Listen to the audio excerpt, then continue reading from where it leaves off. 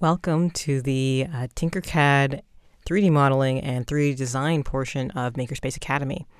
We will be using Autodesk Tinkercad, which is a free software available online, and all you need is an account with an email address. And we will be learning how to do different processes to make 3D designs that will be ready for 3D printing.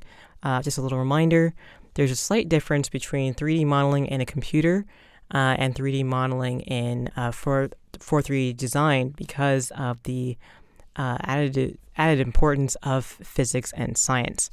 And so things that live in a computer, they are going to be working with different requirements. So this class is going to teach you everything you need to know to get started on learning this. And hopefully, if you have an interest in this, you will take on further softwares that are what they like to call industry standards, which are softwares that are used to make big budget things or things that you would buy through commercially, such as movie tickets, or video games. And some of the other examples of that are Blender. This is the industry standard big brother of something like Tinkercad because it is 3D software, but it is free. And then you have some of the ones that cost a little bit of money, or depending on your definition of a little bit, and such as Maya. This is the, I guess if Blender is the older cousin, Maya is the big brother. Let's change that analogy a bit.